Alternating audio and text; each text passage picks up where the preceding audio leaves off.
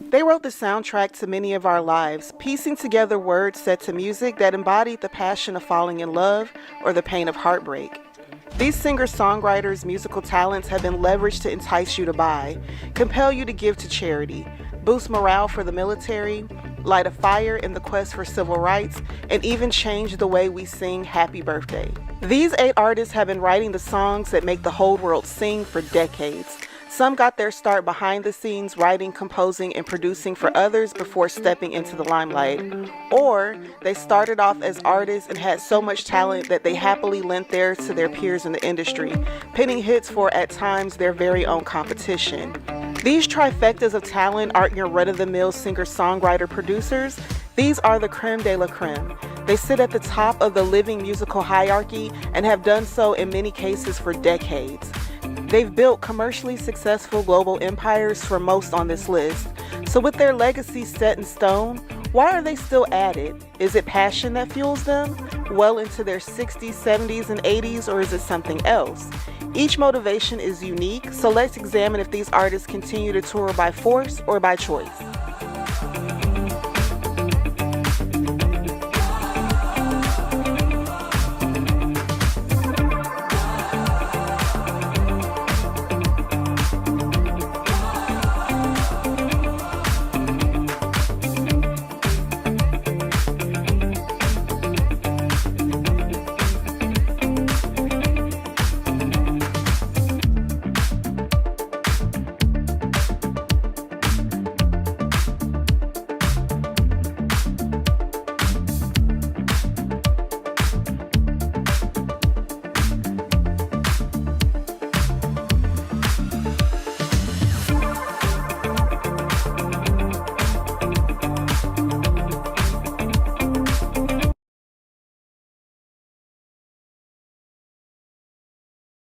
Lionel Richie is an American singer, songwriter, musician, and record producer. He rose to fame in the 70s as the songwriter and co-lead singer of his band, the Commodores. As a musician, Lionel never had formal training, but was taught how to play the piano by his grandmother. I was terrible. And my grandmother, God bless her, tried her best to teach me how to play. She would show me how to play the piece properly on the piano with the hand movement. And instead of watching the music, I would watch her hands. She would leave and say, go rehearse, and I'll be back in a moment. And I could play by ear, not knowing that that was special. As soon as she walked away, I wouldn't play anybody else's music. I'd only play my stuff, not realizing that that's called songwriter. Richie got accepted to the Tuskegee Institute on a tennis scholarship. He graduated with a Bachelor of Science degree in economics with a minor in accounting. While at the university, he managed to join the school's marching band, the Marching Crimson Pipers. Playing by ear wasn't the only musical gift that Lionel Richie possessed. He could sing and write lyrics, even though he can't read or write sheet music. It didn't really matter, and soon his path would cross with 5 other talented musicians, and they would form the music group that we've all come to know as the Commodores. Lionel Richie would pen 3 Times a Lady, Still, Easy Like a Sunday Morning, Just to Be Close to You, and Brick House, to name a few of their hits. Typical of most record labels, they set their sights on a group member that they can pluck from the group and turn into a solo artist. That standout was Lionel Richie, who went solo and released his debut solo album, Lionel Richie, in 1982. This move turned Lionel Richie into a global superstar after recording major hits like Truly, Dancing on the Ceiling, You Are, Hello, All Night Long, and Endless Love with Diana Ross. All these hits translated into 90 million records sold worldwide, 4 Grammy Awards, an Academy Award, and a Golden Globe for the Best Original Song for Say You, Say Me, a song that he penned for the 1985 film White Nights. Richie also managed to pen a #1 hit for country singer Kenny Rogers called Lady.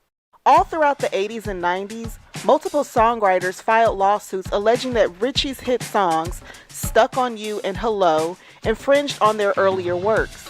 One notable case was brought by Gene Thompson, who claimed Stuck on You was copied from his song Somebody's Gotta Love Her. A federal appeals court even ruled at one point that the case should go to trial rather than to be dismissed outright. Richie publicly acknowledged that plagiarism claims tend to surface when artists have big hits, saying that such lawsuits are predictable. In 1987, songwriter Michael Frenchick sued Richie for $50 million, claiming he wasn't properly credited or compensated for dancing on the ceiling. That lawsuit focused on rights and royalties rather than originality. Luckily for Richie, these lawsuits were all eventually tossed out. The 80s were really Lionel Richie's decade, which is an amazing feat considering it was also Michael Jackson's decade, and Prince. The two musical giants would merge forces and co-write We Are the World together in 1985. The Quincy Jones-produced song would generate millions to raise money for the famine relief in Ethiopia, making it the 8th best-selling single of all time. So when asked how he draws inspiration for the songs that he writes, this is what he had to say. There's a time in your creative discovery where you have to ask the question, where is this coming from? Marvin Gaye, who was one of my instructors at the University of Motown, just said, you can find out if you want to, but my suggestion is, may you never know where it comes from. And he said, just let it go and keep receiving. If you get into the deepness of it, it'll nut you out. You just have to think for a moment, keep moving forward, write as fast as you can, get it from that side to this side. And then as time went on, one song to the next song, you start going, oh, okay, I got this. So as I got more and more comfortable, I could go to the other side without trying to go to the other side. And now the problem is you want to stay over there more than you want to stay over here. And that's the creative process, when you can just shut everything off on this side, because this is the now, this is what's happening. But to go over there and trust that you pick your songs, pick your notes, pick everything, and you can come back over here and Alright, so let's pivot to his personal life. So anyone that is familiar with the story of Lionel Richie, they already know about Lionel Richie's messy love life. So in 1975, Lionel married his college sweetheart, Brenda Harvey, and they adopted their daughter, Nicole Richie, who they raised since she was 2 years old. Now, while all the time that Brenda was loving Lionel, he was busy loving himself and someone else by the name of Diane Alexander. Diane met Lionel at the 1984 Olympics when she was one of the dancers at just 17 years old. Allegedly, the two waited until she was of age before they began creeping together behind Miss Brenda's back. She was even cast in the Dancing on the Ceiling music video. But when Miss Brenda put the pieces together, all hell broke loose. One of the couple's neighbors accounted that he would often sneak out in the middle of the night. And where was he going? Diane's apartment. Now, 1988, Brenda's spidey senses started to, activate. And it is said that she got a private detective on Lionel's ass. This is how she got Diane's address, where she pulled up at 2 a.m. one morning. Now, her goal was to just go in, confirm the suspicions, ask any questions she needed answers to, and then, move on and figure out what to do from there. But when Brenda opened that door and saw her man cuddled up with Diane, baby saw red. She drop-kicked Lionel, kicked him in the stomach, and he fled the scene, leaving Diane, whose neighbor says there was screaming, glass being broken, furniture being moved. Them folk thought somebody in that apartment was involuntarily being sent to glory, so they called the police, who showed up within a minute. When the cops showed up, Brenda was kicking Diane in the face on the floor, and around the same time, Lionel called the police from wherever he was, crying about being kicked in the stomach. Now, people who know Brenda said they couldn't believe this, because Brenda was apparently a soft-spoken woman, but again, that night, baby saw red. She even allegedly was resisting arrest. The neighbor says she had to be put on her chest just to be handcuffed as she screamed out to Diane for help, who she had just curb stomped. So I don't know how she thought that Diane was about to help her in any capacity. Brenda was charged with, read it with me, suspicion of causing corporal injury to her spouse, trespassing, resisting arrest, vandalism, battery, and disturbing the peace in the neighborhood, let out on a bond of $5,000. And baby did all of that just to stay with the man. All for him to go back to dating Diane eventually, and dating publicly, which is what... This beatdown must have been a huge scandal, and it was before my time, so if any of you that are watching was around for all of this, please let me know if this was one of the biggest cheating scandals of that era, because I don't know if Lionel's career was already on a natural downward trajectory. You can't stay on top forever, or did this scandal drop kick it into overdrive because the hits stopped coming? He was releasing music and it was not selling like it used to.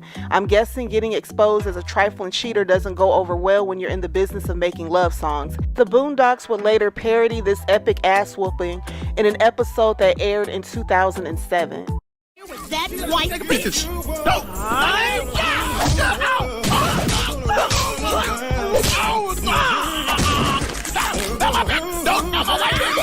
Oh, you just seen this ass whipping. It was terrible. Oh, the humanity. Upside his head, upside his nose, all whipping his ass.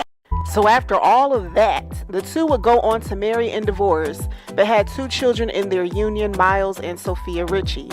As his career hit a grinding halt in the States, things were great overseas, which is where Lionel spent the majority of his time on tour. And when asked how he felt about being on tour so much, he had this to say. Do you know I got sick of touring? I love touring. Do you? And I'm telling you, the best part about touring is that you get to meet the people who actually buy the records. Now, with this being my 3rd installment of the Forced to Tour saga, I've learned to not take these celebrities at their word when it comes to touring and retirement, because the truth of how they really feel about working so much always finds a way of seeping out. In Lionel's case, the song Easy that he wrote when he was with the Commodores was inspired after he was presented with their upcoming tour schedule. You know, with the Commodores late at night in the studio, they just presented us with a tour schedule of a 366-page book with 365 pages of exactly where we'll be for the next year. And I wrote a little note down saying, why would anybody put chains on me? I paid my dues to make it. Everybody wants me to be what they want me to be. I'm not happy when I fake it. Leave me alone. So for all we know, maybe he really does enjoy touring, just maybe not with the Commodores. But whether he truly likes to tour or not, he had to take his adulterous behind out on that road and go make Brenda and Diane their money. To this day, the amount that Brenda received after divorce is undisclosed. But after 18 years and his infidelities made public, I'm sure the first Mrs. Richie walked away with a very nice bag. As for Miss Richie number 2, Lionel had to come up off of $20 million in their divorce settlement. And she allegedly cheated on him with her plastic surgeon.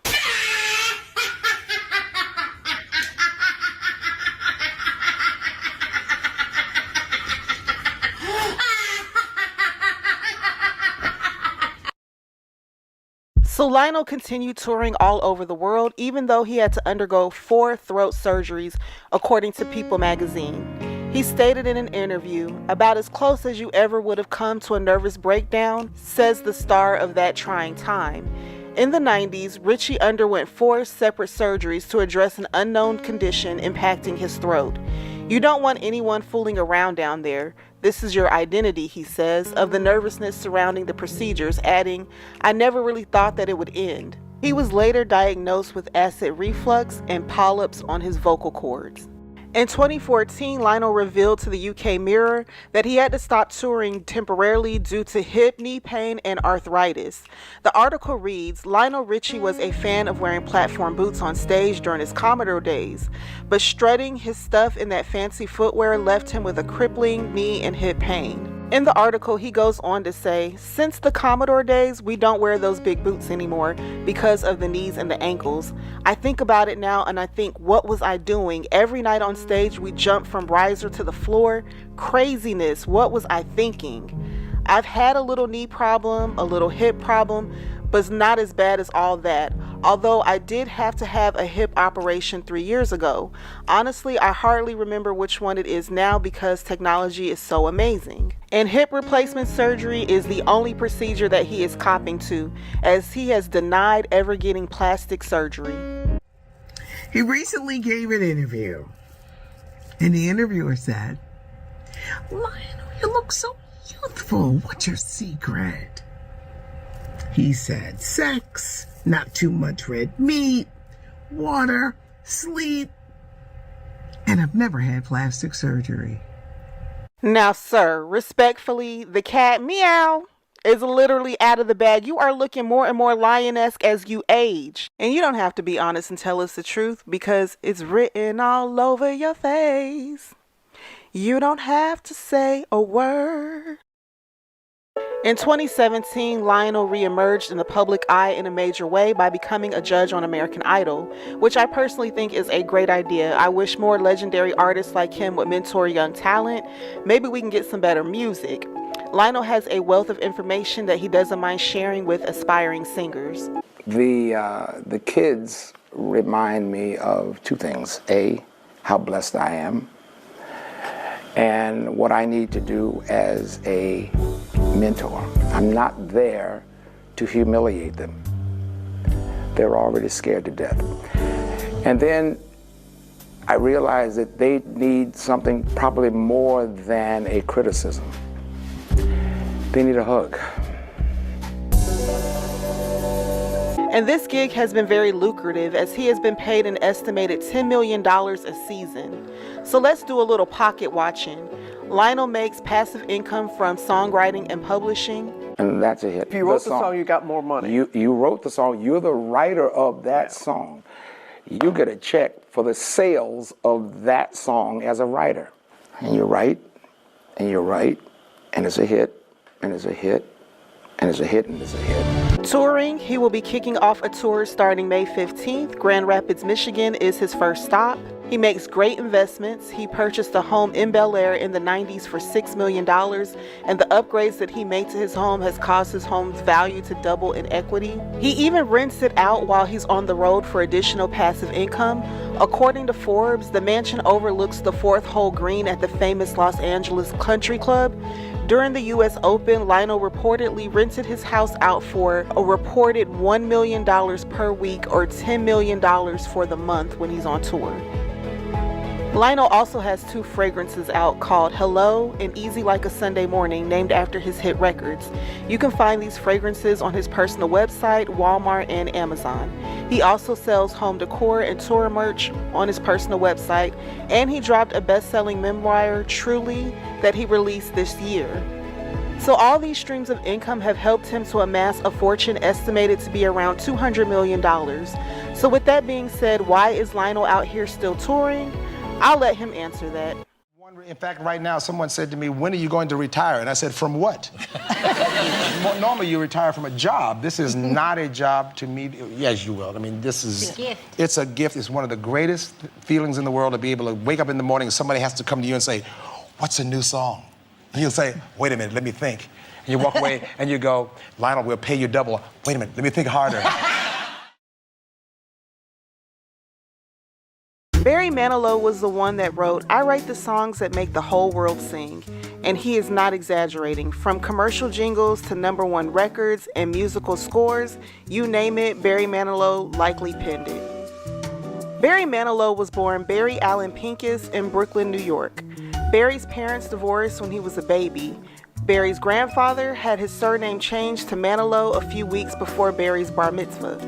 After graduating high school, he enrolled in the City College of New York, where he briefly studied before entering the New York City College of Music. He also worked at CBS to pay his expenses while he was a student. Afterward, he studied musical theater at Juilliard Performing Arts School. Around this time, Barry Manilow married his high school sweetheart, Susan Dexler. They attended Eastern District High School in Brooklyn after meeting as teenagers. They became friends and then high school sweethearts. The pair began dating when they were around 14 or 15 years old and continued their relationship after graduating in '61. The couple separated after approximately 1 year together, and their divorce was finalized in 1966. Barry Manilow has consistently mentioned that his marriage to Susan ended because he was not ready to settle down and wanted to focus entirely on his flourishing music career. He described leaving Dexler to pursue a wondrous musical adventure and admitted he could not be a proper husband because he was away every night making music. In 1964, Manilow met Bro Herod, a CBS director who asked him to arrange some songs for a musical adaptation for the melodrama The Drunkard. Instead, Manilow wrote an entire original score. Herod used Manilow's composition in the off-Broadway musical, which had an 8-year run at New York's 13th Street Repertory Theater. Barry Manilow would then go on to get his professional start writing jingles for various companies, like McDonald's, Kentucky Fried Chicken, Dr. Pepper, and Pepsi, just to name a few. And these weren't just your typical forgettable jingles either. Some of these jingles that he wrote in the 70s are being sung the way he created them back in the day, like the Band-Aid's jingle ad. I am stuck on Band-Aid, 'cause Band-Aid stuck on me. Or the State Farm Insurance ad. Just like a good neighbor, State Farm is there. Oh, by the way, no fucking royalties. He only made $500 off that. For real? Yeah. That stupid Barry Manilow. They may say that he was quote unquote stupid, but how about the industry is predatory and they underpay and exploit talent? It is sad after all these years that he never even got a bonus thank you check for writing such a memorable jingle. But he did win an honorary Clio Award on their 50th anniversary award celebration for his musical contributions to the jingle writing industry. But whether he got recognition or not, Barry Manilow always had an optimistic view of his time jingle writing. Instead of loathing the experience, he viewed it as just that, an experience that he could add to his ever-growing resume, and he saw it as a great opportunity to work with some of the most talented musicians in the business. Actually, that whole experience of doing jingles taught me, that was college for me. Because you do make a lot of money if you crack the world of commercials, and I got to work with the greatest musicians. Finally, the greatest engineers, the greatest background singers. I learned so much in those 3 years. I only did it for 3 years, and then Mandy came along, and Mandy came over. And it was over. Yeah. But before Manilow would record his mega hit Mandy, he was still a struggling artist, and it was around this time he would meet aspiring singer Bette Midler, who he would play piano for as she sang at the Continental Baths, a gay bathhouse in the basement of the Ansonia Hotel. It was great. She was a big draw for the Continental Baths. In fact, Barry Manilow played there also. And between the two of them, it was a big draw. It was jammed, usually, very crowded. You mentioned, we talked earlier about the Continental Baths, which is a bathhouse that does exist in New York, where mostly homosexuals went and sat around in their towels. Still go. Listen, I want you to know. Tell us what it was like. It's so beyond my experience. Well, it was terrific. It was terrific. I mean, it was a very ego-building experience. For them as well as for me. It was very sexy for all of us. Yeah? I mean, we weren't leaping on each other's bones or anything, but we were giving each other the once-over, all of us, all 4,000 of us. They loved me, and I loved them. Why do you think they loved you? Because I was outrageous. I had the courage to be outrageous. And why did you love them? And the courage to show a lot of myself, to show myself to them, not hide. Not hide behind that phony, here, hide. Here it is, and here we are, and isn't it wonderful? What the hell, it wasn't that kind of thing. I was very relaxed being there. When I started in the theater, which was when I was about 16 years old, there's always a large homosexual contingent in the theater. And they were always the funniest. They always made me laugh. I always had a great time and had very little fear around them. So I always enjoyed myself with them. I've always known about them, and I've always accepted them. So to me, this was no big deal to go and play the tubs. I mean, I had never heard of that particular bathhouse before, but I was glad to get the work. They offered me money, which was more than $50 a night, was it? I started at $50. Oh, my dear. And worked up. Sorry about the audio, guys. That was the best clip I could find. Bette Midler saying she plays the tubs is hilarious. I wonder how one gets a gig like that. And even though I have no proof, I believe that there must have been some important men that attended the bathhouses, as both Bette and Barry got record deals shortly thereafter. This is my version of how Mr. Manilow and Ms. Midler got their record deals. This isn't a fact. The official version is the two became very close. During that time, Barry produced Bette Midler's debut album in 1972, The Divine Miss M. A major turning point came when Manilow became Bette Midler's musical director and arranger in the early 1970s. He arranged and produced several of her early recordings and worked on her live performances. This role put him directly in front of record executives and proved he could handle pop records at a professional level. Thanks to his reputation as an arranger and producer, Manilow was signed by Bell Records around 1973. His first album, Barry Manilow, did not sell well at first. However, Bell believed in him enough to keep him signed and let him keep recording. In 1974, former CBS Records chief Clive Davis became temporary president of Bell Records with the goal of revitalizing Columbia Pictures' music division. Bell had its final #1 hit in 1975 with Manilow's breakthrough 1974 release of the single Mandy. Mandy became an instant smash and a #1 hit for Manilow, and it came right on time as Mandy led to the singer's first big paycheck. Manilow told Forbes in 2017 that the royalties from the song earned him his first $1 million. Record executive Clive Davis cut him the check and handed it to him before a convention in San Diego. Little did Davis know that Manilow had bounced a check at his local grocery store in Manhattan so he could afford to attend the San Diego event. On a side note, I find it interesting that Barry Manilow and Diddy seem to be the only artists that could get a check out of Davis without the threat of violence or litigation. I wonder what Barry Manilow and Diddy have in common that makes Clive so generous with them. Oh, to be a fly on a bathhouse wall. Anyway, this for me is the most scandalous thing that Barry Manilow has done his entire career, which is pretty mild. Some would say it was him coming out as gay, but all this time I thought he was out. I didn't know that he was married to a woman before I did this video, but anyway, he married his longtime partner and manager Gary Keefe, and they've been together over 40 years, which is a feat for everyday couples, let alone a Hollywood one. Besides Mandy, Barry Manilow was cranking out the hits. I Write the Songs, Could It Be Magic, Looks Like We Made It, Can't Smile Without You, Copacabana, Trying to Get the Feeling Again, This One's For You. He was on such a hot streak that Clive Davis paired him with Dionne Warwick to help revive her stalled career at the time by producing her massive comeback album, Dionne. He produced her hit singles, I'll Never Love This Way Again and Deja Vu. The two worked so well together that they often performed I'll Never Love This Way Again as a duet. In 1984, Barry Manilow invited jazz legend Sarah Vaughan to perform a duet on the song Blue for his jazz-influenced album 2 O'Clock A.M. Paradise Cafe. This brought together Manilow with established jazz artists Vaughan and Mel Torme as part of his stylistic shift in the mid-'80s. Their duet Blue was also nominated for a Grammy Award for Best Jazz Vocal Performance by a Duo or a Group in 1985.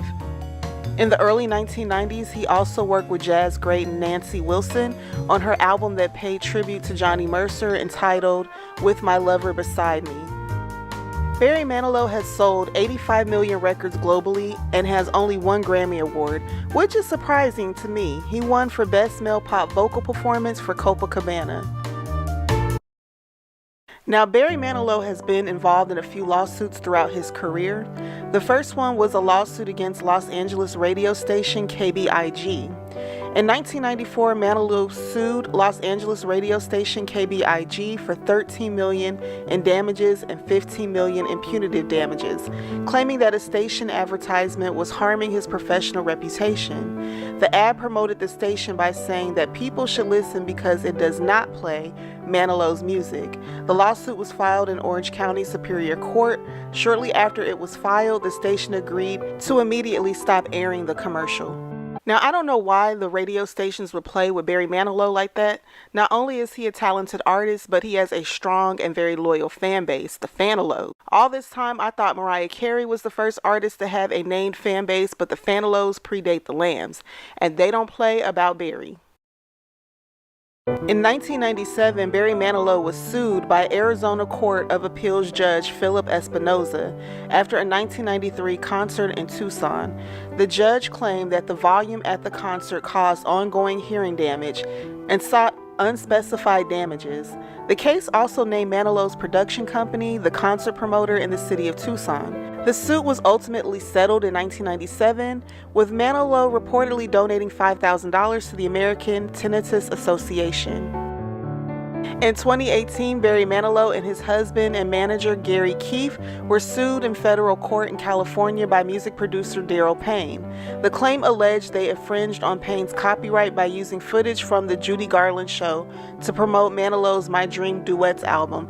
This dispute was later settled amicably in 2020 with a confidential agreement, and a license for the specific Garland clip was granted to Manilow.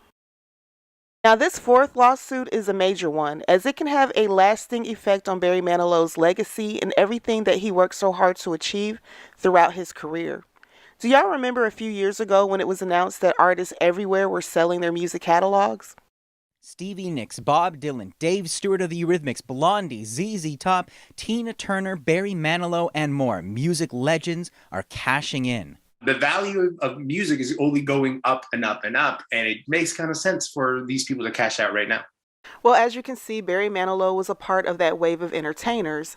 In 2020, Barry Manilow sold ownership of his recording royalties, not publishing, to Hipgnosis Song Fund in exchange for an upfront lump sum payment of about $7.5 million and potential bonus payments.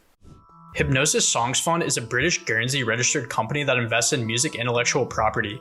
It was founded in 2018 by Merck and Nile Rodgers. Their focus is on acquiring rights to songs and the associated musical intellectual property. They believe that hit songs are long-term, predictable assets that aren't affected by economic cycles. This approach works because as the worldwide music streaming market grows, so does the value of these songs. People will always listen to their favorite tunes, making these investments reliable and profitable. Hipgnosis has capitalized on this trend, recognizing that the more people stream music, the more royalties the company earns. This model has allowed them to build a large and diverse portfolio. Hipgnosis doesn't just acquire music rights, they manage them actively. This includes revenues from playlists, covers, interpolations, and synchronization in movies, TV shows, and commercials. Since its founding, Hipgnosis has raised over $1 billion for acquiring music catalogs. Their financial milestones tell an impressive story. In their first year as a publicly traded company, they owned 5,000 songs. By July 2020, this number grew to 13,300, valued at more than £760 million. By January 2021, Hipgnosis had acquired over 57,000 songs. By the end of that year, their catalog included 65,000 songs, worth a staggering $2.55 billion. Manilow's deal included two $750,000 bonus payments totaling $1.5 million if Hipgnosis achieved certain revenue growth targets, specifically 10% year-over-year increases in the cash income it earned from his catalog for 3 to 4 years after the sale. Manilow contends that these targets were met and that Hipgnosis has refused to pay the bonuses that he is owed. Hipgnosis argues that revenue did not meet the required performance targets, so it owes no bonus payments.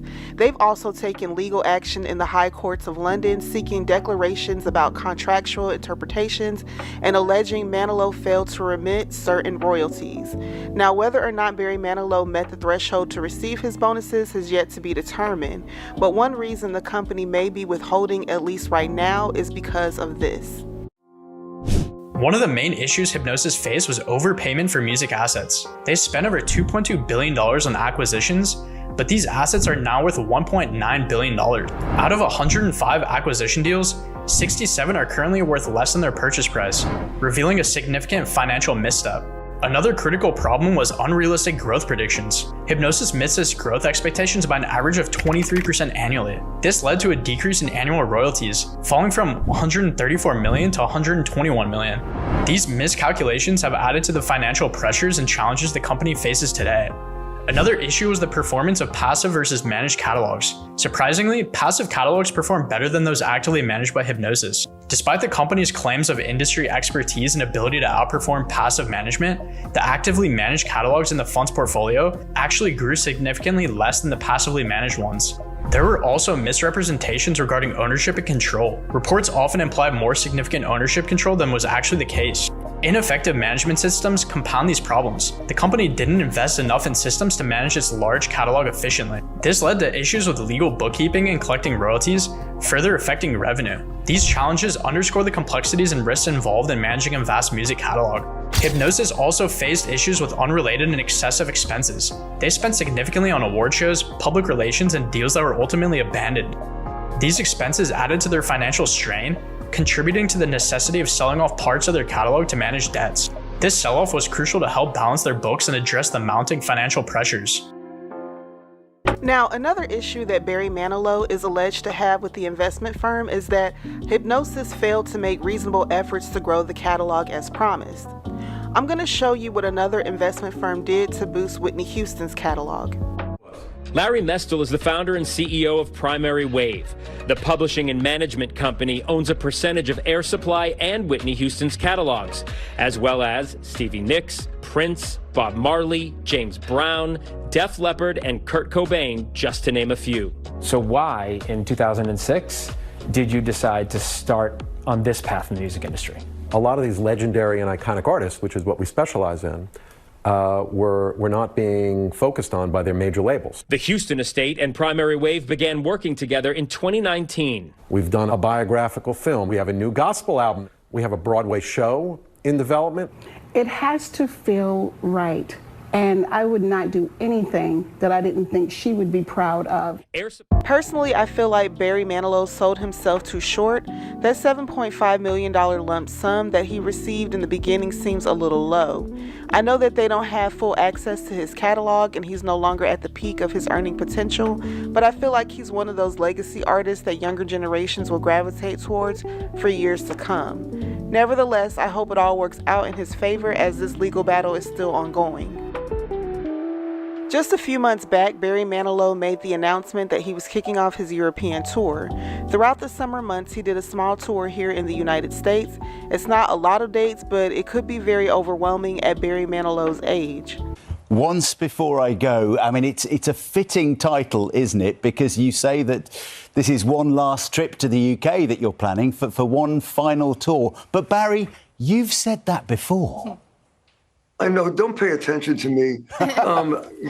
This is the last time. I know this is, as I sit here, yes, it's going to be the last tour of the UK. But, you know, I've said this before, but as of now, yeah, this is the last time I'm going to be doing a tour.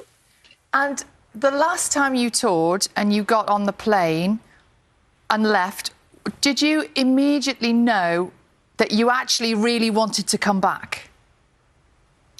Well, there was a little bug in my ear saying, are you sure you want to say goodbye?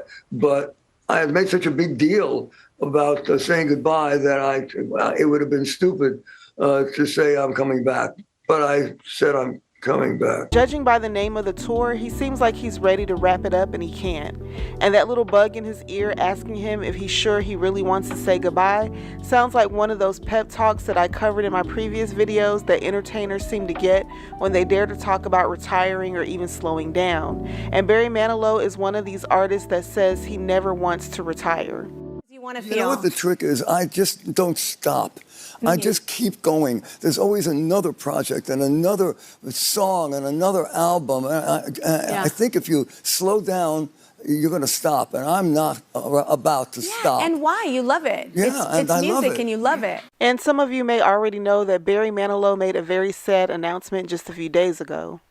The 82-year-old Mandy singer sharing his diagnosis on Instagram, writing he received an MRI after a recent bout of bronchitis, which he says discovered a cancerous spot on his left lung that needs to be removed with surgery. Luckily, he says his doctors don't believe the cancer has spread. Manilow adding, so that's it. No chemo, no radiation, just chicken soup and I Love Lucy reruns. The surgery means Manilow will have to postpone 10 concerts originally planned for January. A hard choice for the performer whose career spans more than 60 years, famously saying he never wants to retire. And he wasn't lying. The tour was supposed to start in January and they already got the dates lined up for June. What if he needs more time to recover? What if he doesn't feel up to it after the procedure is over? It's like they give them no room to fully recuperate before they are shoved right back on the stage. And lung cancer isn't the only thing that he's had to deal with over the years. I've been home, and I felt my heart skip a beat. Well, your heart skipping a beat doesn't sound like it's anything serious, so I didn't pay much attention to it. And then it went long, and it got crazier and crazier. It felt like there was a fish flopping around in my chest. It's like that. I called my doctor and I said, what is this? He said, come on in. And he knew exactly what it was. It was atrial fibrillation. I think it did scare me half to death because anytime a doctor tells you that your heart, really, my heart, there's something wrong with my heart. But he said, not to worry about it. It's really good that you called us because that's what you got to do. AFib occurs when the upper chambers of the heart beat faster than the lower chambers. causing an irregular racing heartbeat. I remember one time that I was scheduled to do a show with the Boston Pops on July 4th. And I got up that morning and I felt it kick in. And so I went, at about 11 o'clock in the morning to this hospital, and they said, yes, Mr. Manilow, you're in AFib, you're out of rhythm, and we have to stop it, which means the paddles, clear, bang, and they have to stop it somehow. And I did the show that night, and nobody was the wiser. Went right back to work after all of that. Sheesh, that's going to be a big no for me. But that just goes to show Mr. Manilow's love and dedication for what he does. But I still say that he's worked really hard and he's paid his dues. And if he wants to rest after his lung procedure, he has definitely earned the right to do so. And if he wants to perform again, that's great too, as long as that's what he truly wants to do, and not because the people around him are greedy and just want to keep milking him while they can.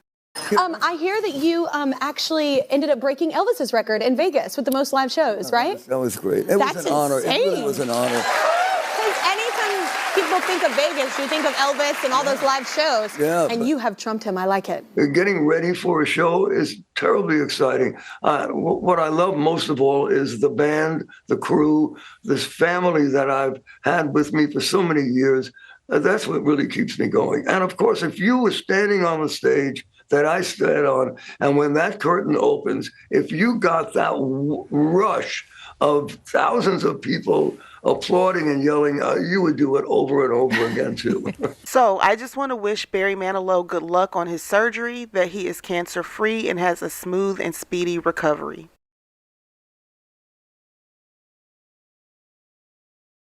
Smokey Robinson is one of the most influential figures in American popular music, whose career spans more than 6 decades and touches nearly every aspect of soul, R&B, and pop.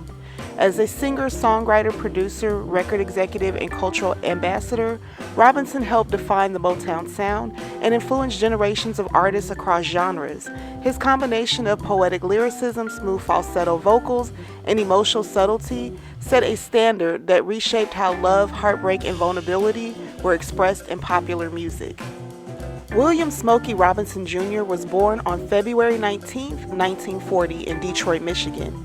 He grew up in a working-class neighborhood and was immersed in music from an early age, absorbing gospel, jazz, blues, and the emerging sounds of rhythm and blues. His nickname Smokey was given to him by his uncle Claude, who gave him the nickname Smokey Joe after his love for cowboy movies. Smokey Robinson was quoted as saying, "From the time I was 3 years old, if people asked me what my name was, I didn't tell them my name was William. I told them my name was Smokey Joe. That's what everyone called me until I was about 12, and then I dropped the Joe part." The nickname from childhood stayed with him for life, becoming his public identity. At an early age, he showed an affinity towards music and a talent for songwriting. My teacher decided she was going to do this play about Uncle Remus, and I'm playing the part of Uncle Remus. Okay, so at the beginning of the play and at the end of the play, she had this little melody that she would play on the piano. And one day we were rehearsing, and I asked her, I said, Mrs. Campbell, I said, can I write a song to the? She said, oh yeah, baby, go ahead, do it, So I did, and she liked it, so she let me sing it at the beginning of the play and at the end of the play. And so that was my first song that anybody other than my mom and me had heard, and my mom was in the audience, and you would have thought I was somebody like George Gershwin or somebody like that, because my mom, I tell people, she called people she didn't even know. My baby wrote this song. So that was the first one that anyone ever heard when I was 6. Sadly, Smokey Robinson's mother passed away when he was just 10 years old. He attributed his writing talent as one of the many gifts that he inherited from her, calling his mother a wordsmith. She must have been watching over her son and guiding his life and career from the other side, as he seemed to be at the right place at the right time always. He grew up with the people that would later become legends themselves right in his Detroit neighborhood. My neighborhood was just hustling and bustling with music. And I grew up with some great people, man. Aretha Franklin is my longest friend. I've known Aretha since I was probably 8 years old. She grew up right around the corner from me. And my second longest friend, who's alive today, is Dinah Ross, because she grew up 4 doors down the street from me. And the Temptations and the Four Tops and all those people were growing up in my immediate neighborhood. I can't answer why there were so many of us in that same neighborhood. But there are a lot of us in the same neighborhood, but that was happening all over Detroit. As a teenager, Robinson formed a doo-wop group called the Five Chimes, which later evolved into the Matadors. Their sound blended tight vocal harmonies with emotional storytelling, a hallmark that would define Robinson's songwriting throughout his career. The group's turning point came in the mid-1950s when Robinson met Berry Gordy Jr., a former boxer and aspiring music entrepreneur. Gordy was impressed by Robinson's songwriting and talent and helped mentor him in music publishing and production. When Gordy founded Motown Records in 1959, Smokey Robinson and his group, now renamed Smokey Robinson and the Miracles, became among the label's first and most important acts. The Miracles found success with hits such as Shop Around, Motown's first million-selling single. The song's success established Motown as a major force in American music and positioned Robinson as both a star performer and a master songwriter.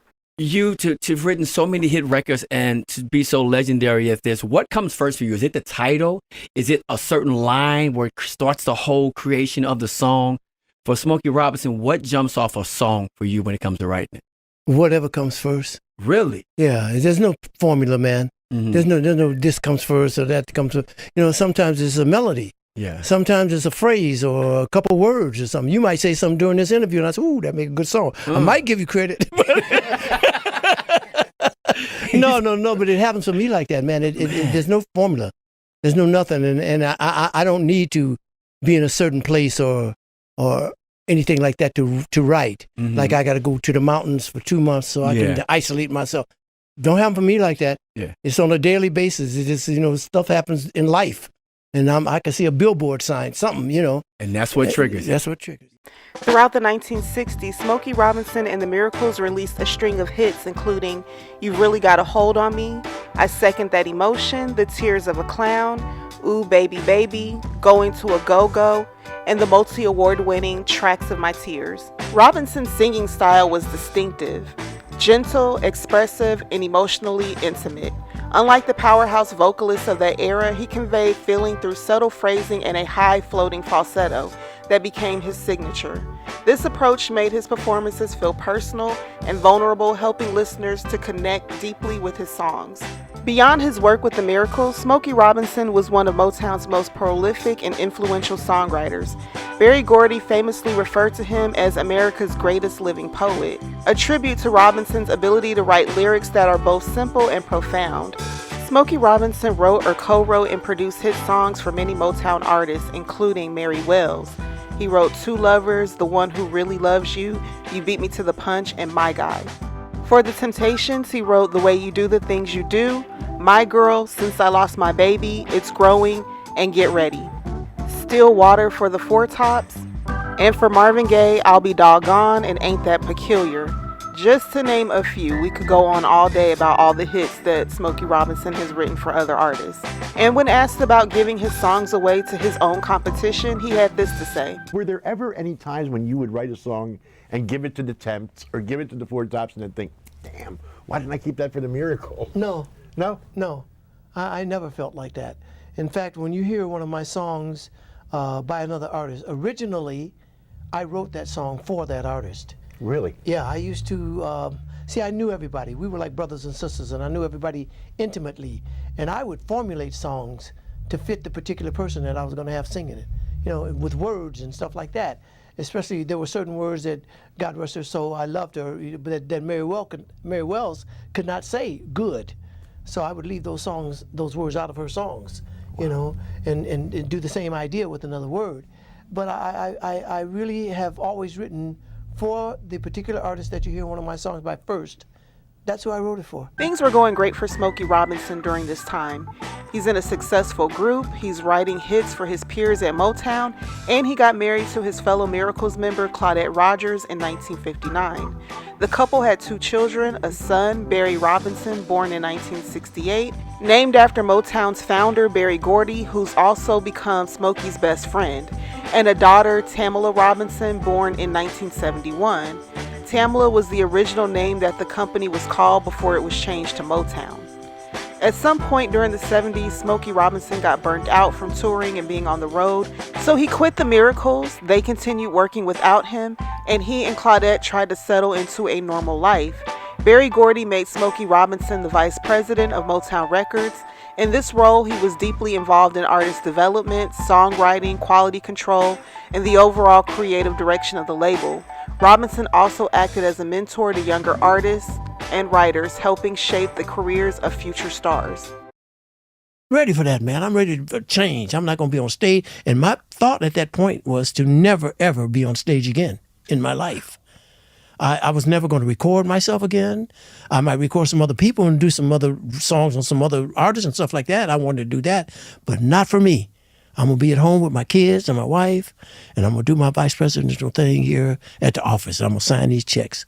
So the first couple of years, man, I was in vice presidential heaven. And then also my job, he would have me to go to New York and make deals with publishing companies and do, I was in vice presidential heaven. But then I started to hurt inside. I was missing something. And so it got to the point where after about 2.5 years, I was miserable. My insides were miserable, but I'm smiling on the outside. It's like tracking my tears or some stuff like that. I'm smiling on it because I don't want Barry to think, okay, I can't handle this. Right. I let him down. I don't want Claudette to think, okay, I don't want to be at home with her and the kids. Right. So I'm just miserable, man. And I am so miserable, man. I go in. So one day, after about 3 years, man, Barry came to my office. He said, hey, man, I want you to do something for me. I said, okay, man, what you want me to do? He said, sit down for a second. Let's talk. I need you to do something for me. So I'm thinking he's going to tell me something corporate. I got to have a meeting with so-and-so and such and such. I got to go to this place and blah, blah. So he said, I need you to do something. So I said, what you need me to do, man? He said, I want you to get yourself a band, and go in the studio and make a record, and I want you to get the fuck out of here. I said, what are you talking about, man? I said, you don't think I'm doing it good? He said, no, it ain't about that, man. He says, you're miserable. He said, I see you coming in every day and you're miserable. You my best friend. I know when you're miserable, man. You can't hide that shit from me. So I know you're miserable. So when I see you miserable, it makes me miserable. So I need you to get the fuck out of my face. So I just hugged him. I was so happy. I just hugged him. And so that was my best friend peeping me, man. Wow. He peeped me. He saw my misery. Yeah. It fills me up right now. Yeah. But it was such a... Anyway, I went home. I was very, very happy. And Claudia said, well, what you so happy? I said, well, I told her what happened. She said, I agree with him. So with Berry Gordy and Claudette's blessings, Smokey Robinson returned to the studio to record his solo album, Smokey, in 1973. And he must have had a lot to say as he dropped Pure Smokey in 1974, A Quiet Storm in 1975. And then there was a young man who was a disc jockey, a night disc jockey in Washington, D.C. named Melvin Lindsay. And he had a show that came on in the evenings. His show started probably about 9 o'clock at night and went through midnight. And he named his show The Quiet Storm. Yeah. Okay? Radio stations all over the country started to have a Quiet Storm format. Now, I'm not thinking that this is going to happen, man. I'm just writing a song to come back into show business. Big Time in 1977, Smokin' and Love Breeze in 1978, Where There's Smoke in 1979, which featured Cruisin'. This song became Robinson's most beloved recording, his signature song showcasing his mature vocal style and romantic sensibility.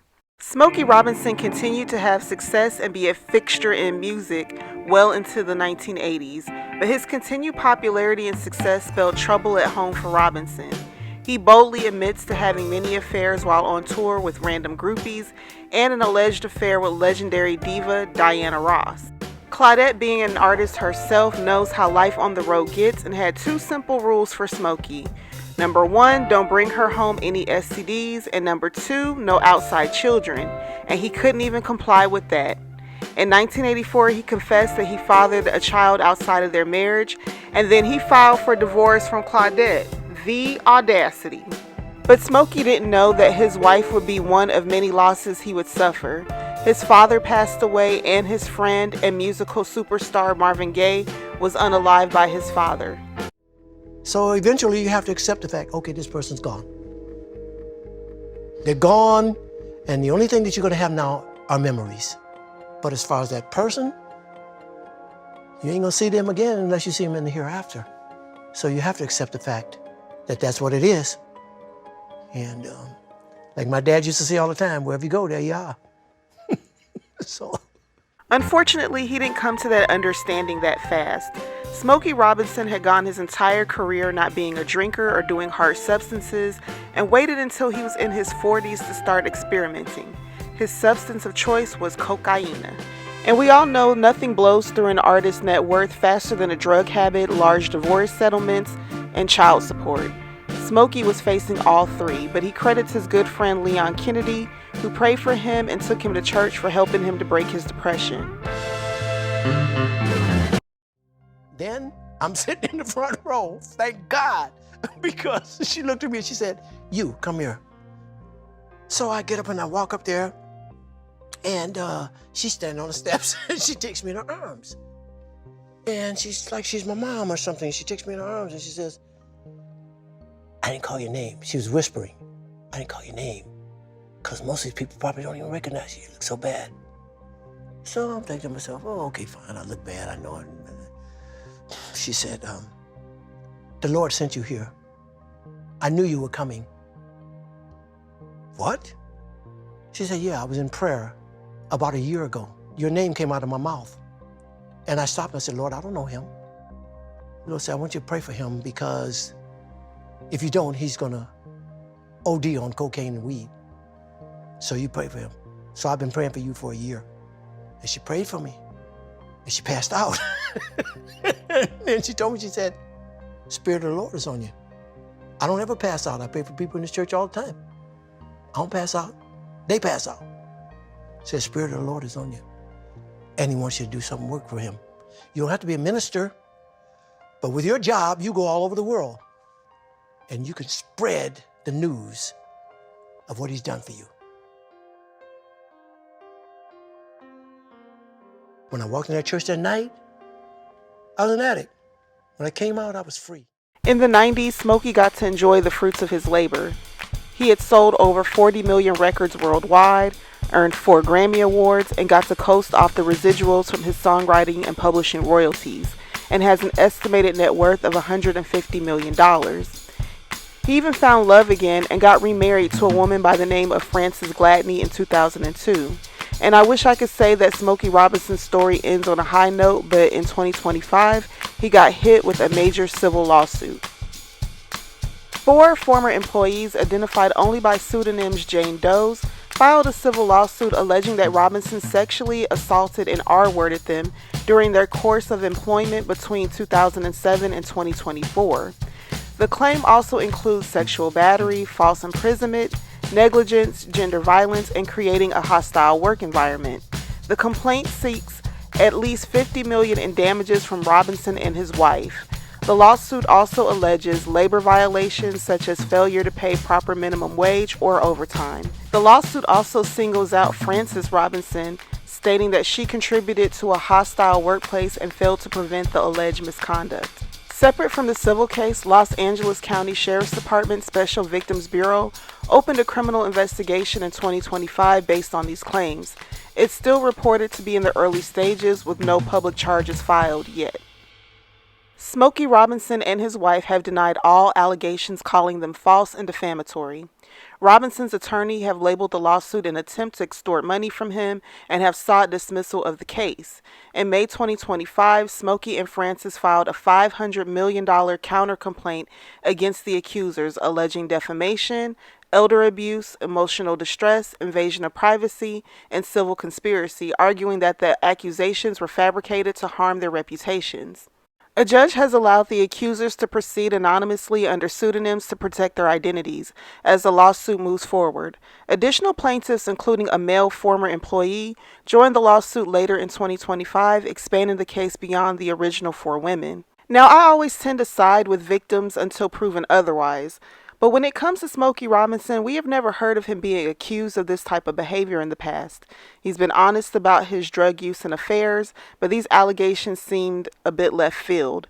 Many people tend to hold this belief when it comes to black men in the industry. There is a systematic effort to destroy every black male entertainer's image. They want us all to have an actress by name. Now, I'm not here to argue guilt or innocence. I just hope that the truth prevails. If he's guilty, then he needs to answer for his crimes. If he's innocent, then the accusers need to be held accountable for making false accusations. At 85, Smokey Robinson hasn't stopped releasing new music or touring. Before, it was out of leisure. Now, it might be out of necessity as this court battle begins to take off. See, I have a job that I look forward to going to because I have fun while I'm working. After that I'm tired, but while I'm working, it's fun, man. Smokey Robinson's new tour kicks off on February 14th.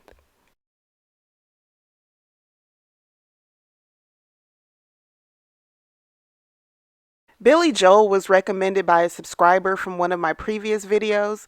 I was pretty excited to do his story because I thought it was a chance for me to learn about an artist that I had never heard of.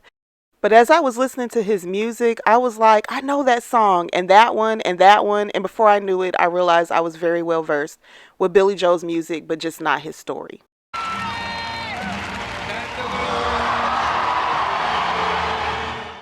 Nicknamed the Piano Man after his first major hit, The Piano Man, and because he plays like this.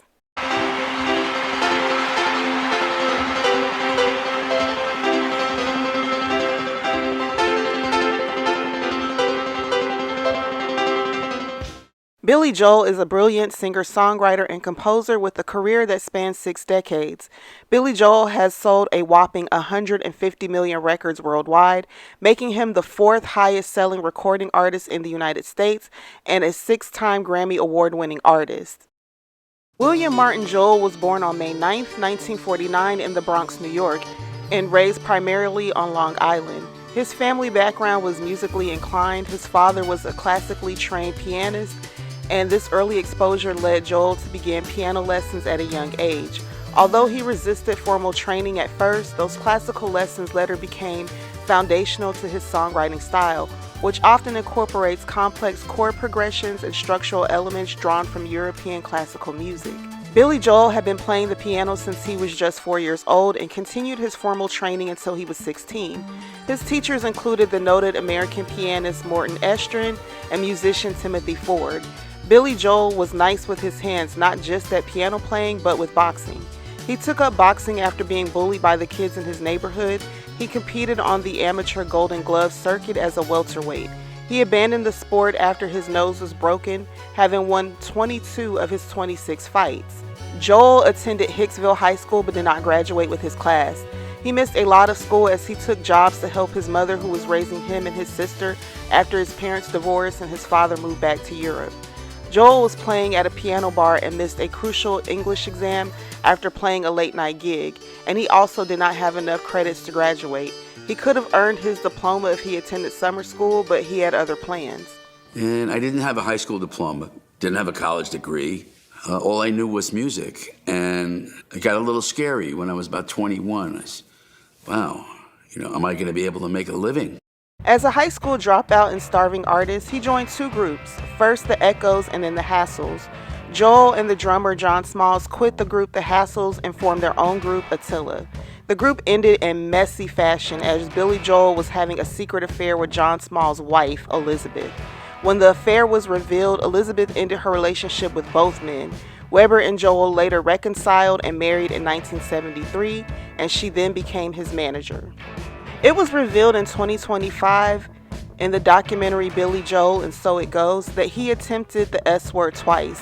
This documentary can be found on HBO Max, and it is very well produced. It's a 2-part series with a 4-hour runtime in case you're interested.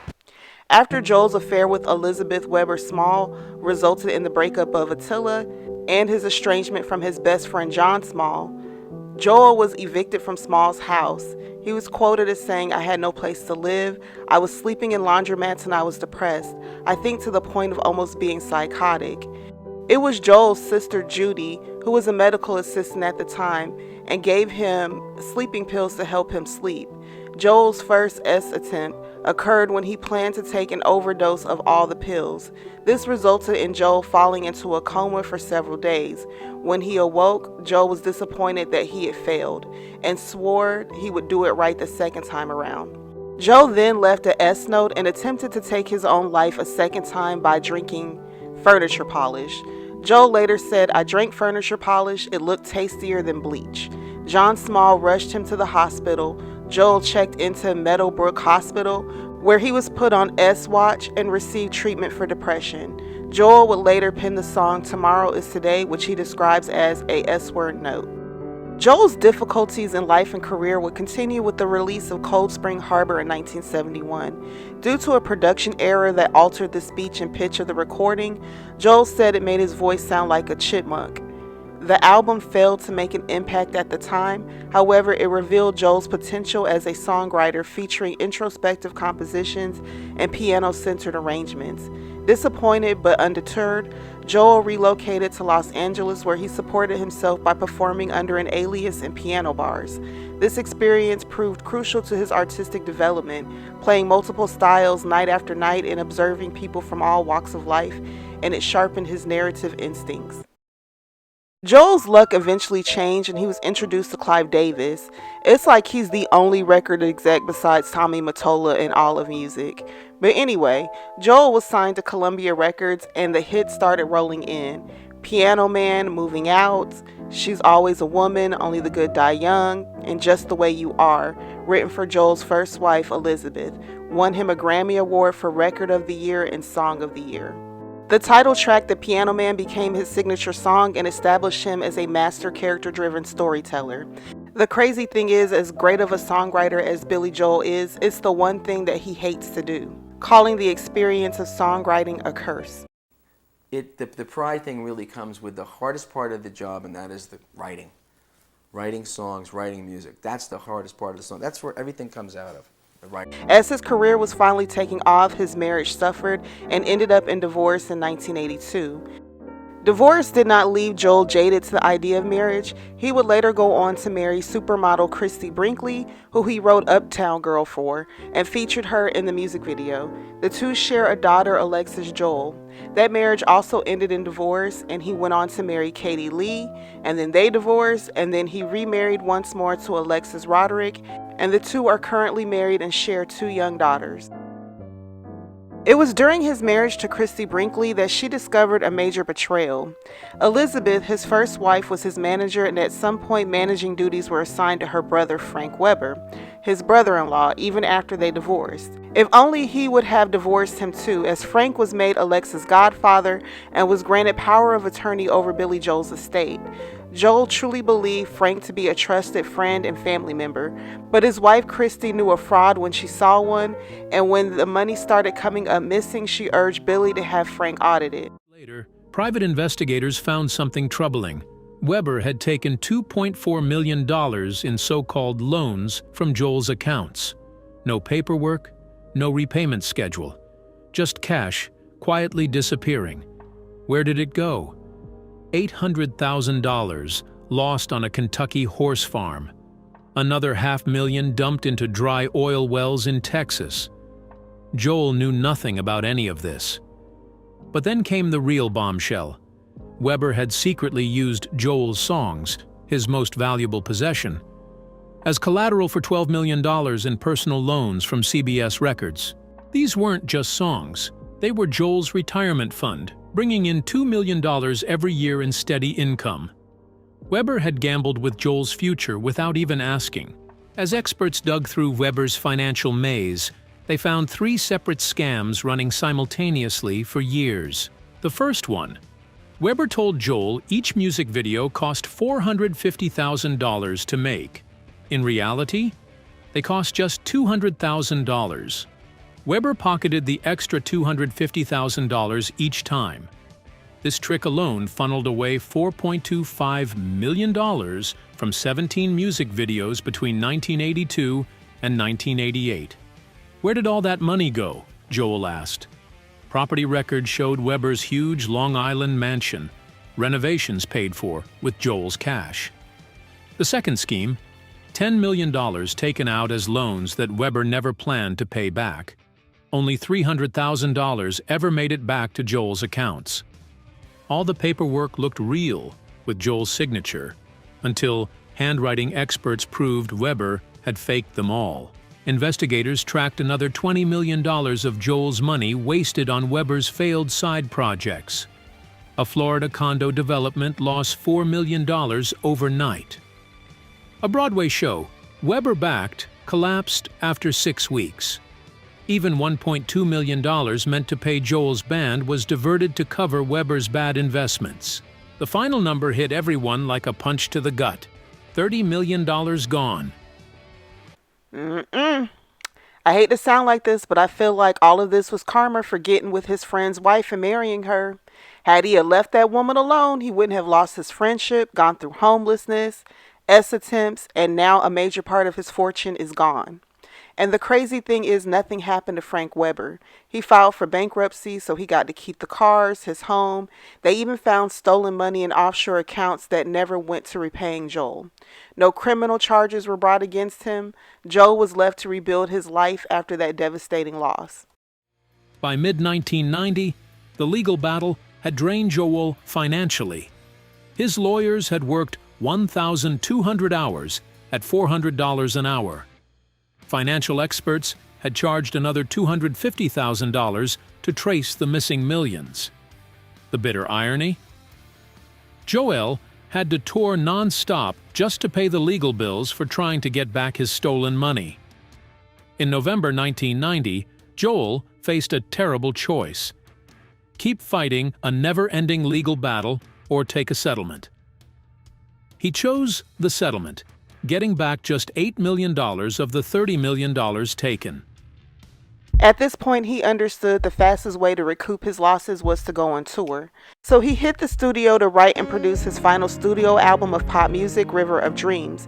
Influenced by gospel and soul music, it reflected a more spiritual and introspective outlook. The album was successful, but Joel soon announced that he would no longer write pop songs, citing a lack of inspiration and a desire not to repeat himself. The decision surprised many fans, but it was consistent with Joel's long-standing emphasis on artistic honesty. Rather than continuing simply to meet commercial expectations, he chose to step away from songwriting while remaining active as a performer. And with new music to perform, he joined forces with an unlikely tour mate, a man that he was often compared to and pitted against in the media: British singer, songwriter, composer, and producer Sir Elton John. In 1994, Billy Joel began touring with Elton John on the co-headlining Face to Face tour. This marked a new phase in his musical career. Both artists shared the stage, alternating songs and performing each other's materials occasionally. The show emphasized musicianship, humor, and mutual respect for one another's talents and catalogs. The partnership proved enormously successful and returned repeatedly over the next 15 years. The face-to-face tours became some of the highest-grossing concert runs of their time.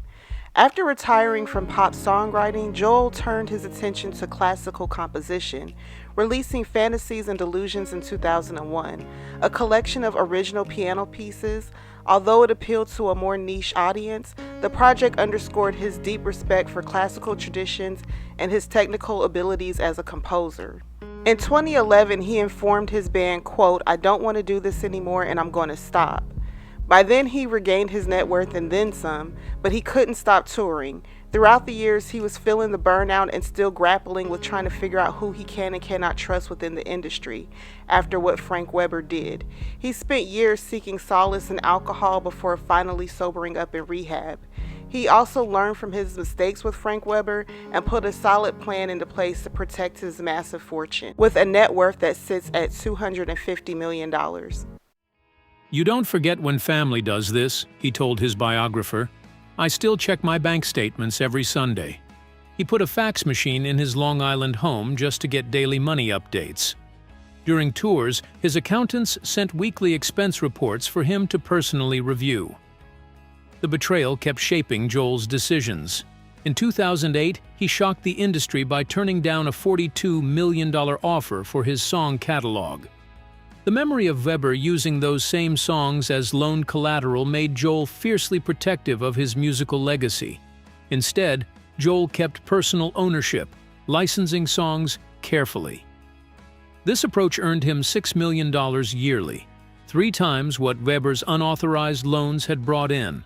Joel continued to tour extensively in 2014. He began a monthly residency at Madison Square Garden. The residency became one of the most successful in music history, further cementing his legendary status. He sold out 73 shows consecutively, and he could have gone longer if it weren't for the lockdown in 2020. During lockdown, he saw a resurgence in popularity when his song Zanzibar went viral on TikTok.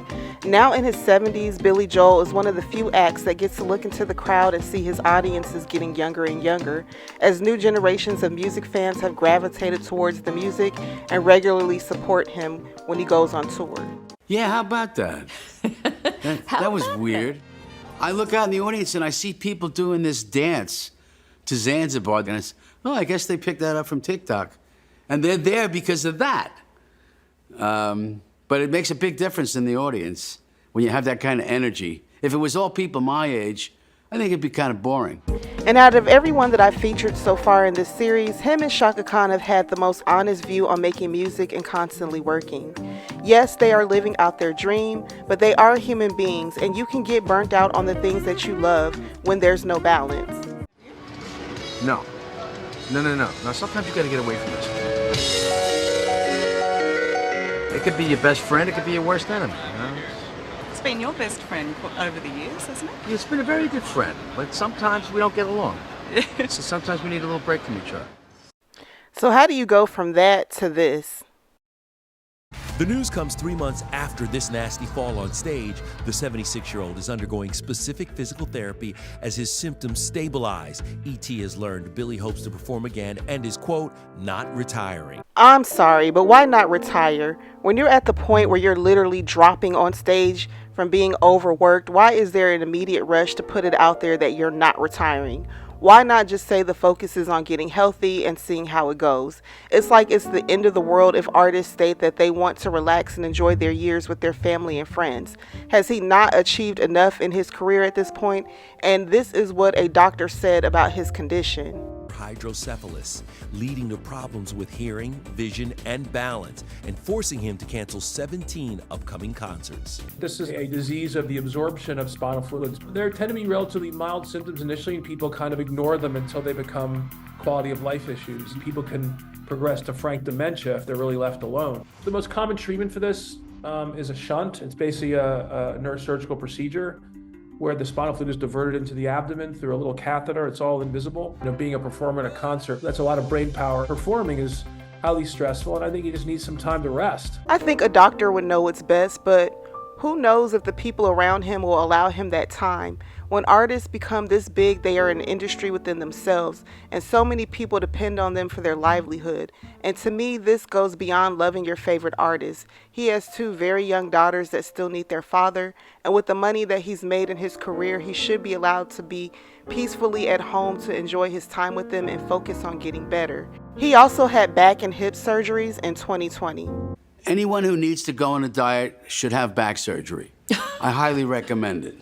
Because I had to get hip replacement too. My hips were shot. And the pain makes you stoic. It also makes you lose your appetite. But it's a good way to lose weight. It would be nice if he could just focus on maintaining his health and adjusting to life with his condition and not have the pressure of having to not only get back on stage, but to perform at the level that his audiences are accustomed to. Because why was he even chucking that microphone stand in that clip after having back and hip surgery? But that's just my opinion.